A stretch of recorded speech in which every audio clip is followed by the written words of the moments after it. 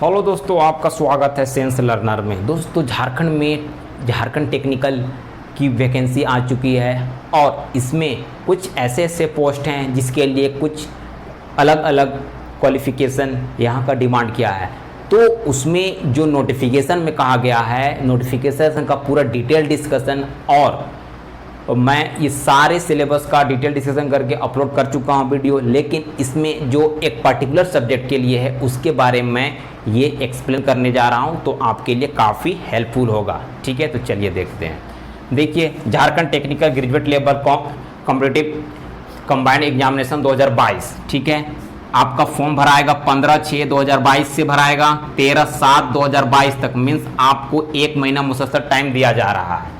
ठीक है, जो वैकेंसी इसमें है ना वो 30 है। तो पोस्ट किया है सांख्यिकी सहायक एवं aesthetic assistant, means aesthetical assistance के लिए आपका वैकेंसी है। ठीक है, एस्थेटिकल असिस्टेंस के लिए वैकेंसी आया हुआ है। ठीक है, इसमें बोला गया है कि जो इकोनॉमिक्स से ग्रेजुएट हैं, मैथ से ग्रेजुएट हैं और स्टैटिस्टिक्स से ग्रेजुएट हैं, वही लोग इस पोस्ट के लिए अप्लाई करेंगे। ठीक है, अगर आप दूसरे से ग्रेजुएट हो तो आप इस पोस्ट के लिए अप्लाई नहीं कर सकते हैं। याद रहे, इकोनॉमिक्स, मैथ और स्टैटिस्टिक्स से।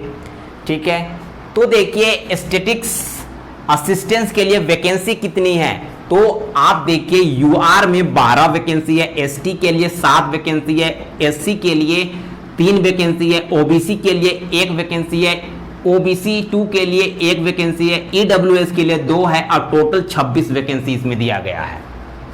ठीक है, तो सिर्फ इसमें अप्लाई करेंगे इकोनॉमिक्स, मैथ और स्टैटिस्टिक्स सांख्यिकी वाले।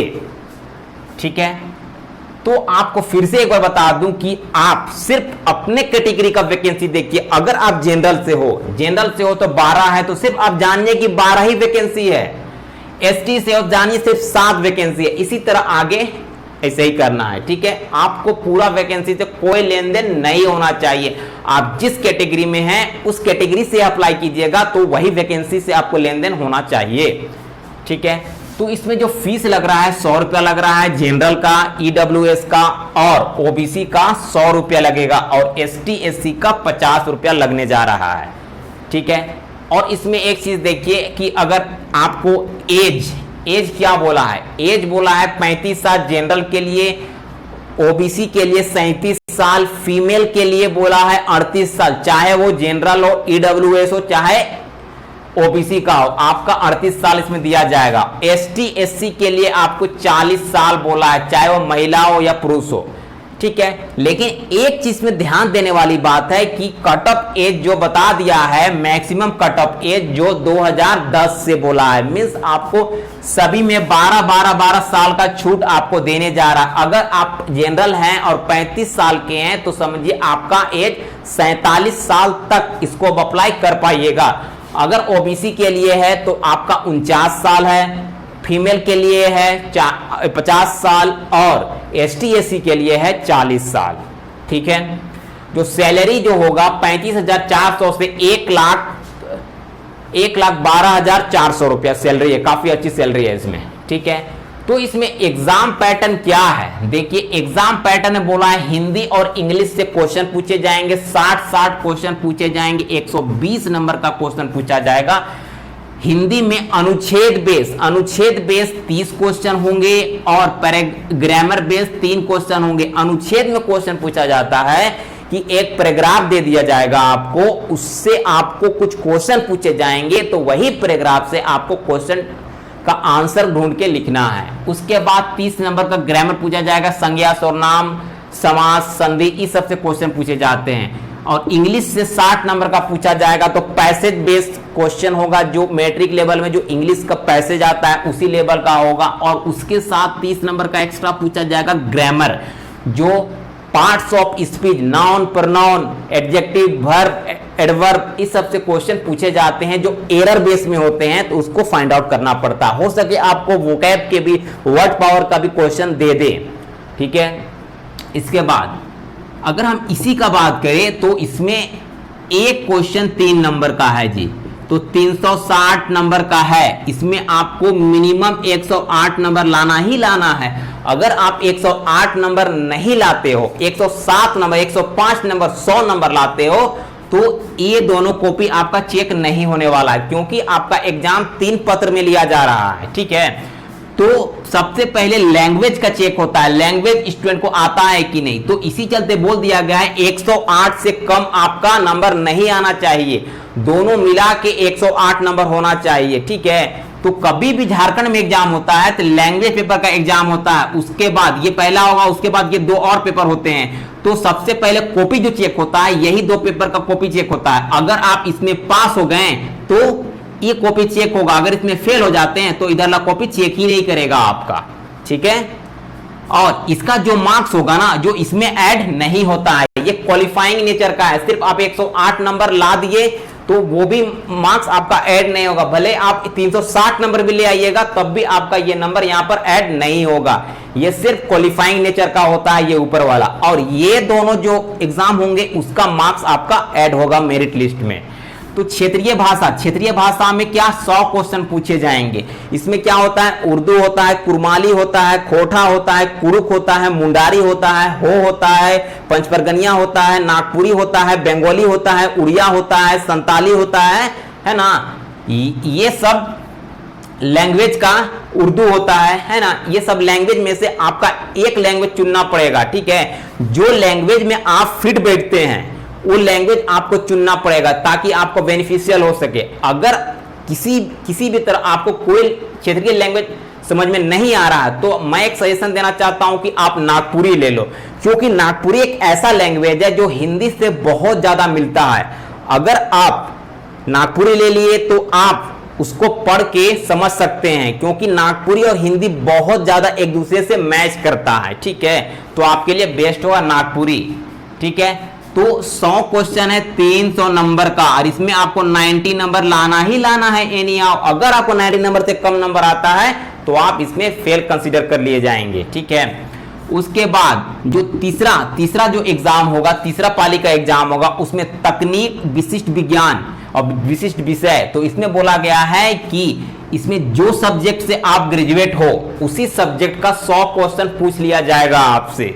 अगर आप इकोनॉमिक्स से ग्रेजुएट हो तो इकोनॉमिक्स का 100 क्वेश्चन, अगर मैथ से ग्रेजुएट हो तो मैथ से 100 क्वेश्चन, स्टैटिक्स से ग्रेजुएट हो तो स्टैटिक्स का 100 क्वेश्चन पूछा जाएगा। और इसका जो डिटेल सिलेबस है, इन सब चीज का पीडीएफ आप डाउनलोड करो, पीडीएफ में दे दिया गया है, ठीक है। यहां पर पॉसिबल नहीं हो पाएगा उतना लिखना, थोड़ा सा ज्यादा सिलेबस दिया गया है, ठीक है।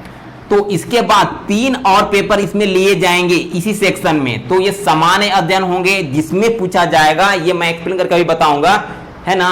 सामान्य अध्ययन से 20 क्वेश्चन पूछे जाएंगे, जो सामान्य गणित है उससे 20 क्वेश्चन पूछा जाएगा, और विज्ञान से 10 क्वेश्चन पूछा जाएगा, ठीक है। तो टोटल मिला के यहां पर 150 क्वेश्चन हो गए। और ये 3 नंबर का एक क्वेश्चन तो कितना होगा, 450, और ये 300 नंबर का, मीन्स 750 नंबर का एग्जाम आपका होने को जा रहा है। आपको उसमें अच्छा से अच्छा करना पड़ेगा, ठीक है। ये नंबर तो आपका ऊपर वाला ऐड होगा ही नहीं है, ठीक है। तो यहां पर देखिए सिलेबस में जो बोला है झारखंड, देखिए इसका सिलेबस आपको पीडीएफ से खुद देखना पड़ेगा, क्योंकि बहुत थोड़ा बोर्ड सिलेबस है, ठीक है। तो आप इसे देख लीजिएगा पीडीएफ से, ठीक है। हम सामान्य अध्ययन, जो देखिए ये 3 जो है ना, सामान्य अध्ययन, समान गणित और समान विज्ञान, जो सभी सब्जेक्ट के लिए कॉमन सिलेबस है, सभी के लिए कॉमन सिलेबस है। अगर एग्जाम होता है तो ये अलग क्वेश्चन आएंगे, लेकिन ये तीनों जो क्वेश्चन आएंगे ना वो सबका सेम होने वाला है, ठीक है। तो सामान्य अध्ययन में क्या बोला है, सामान्य अध्ययन सबसे पहले बोल दिया है कि झारखंड से कुछ क्वेश्चन होंगे, झारखंड जीएस से, ठीक है। झारखंड जीएस से इंपॉर्टेंट क्वेश्चन होंगे।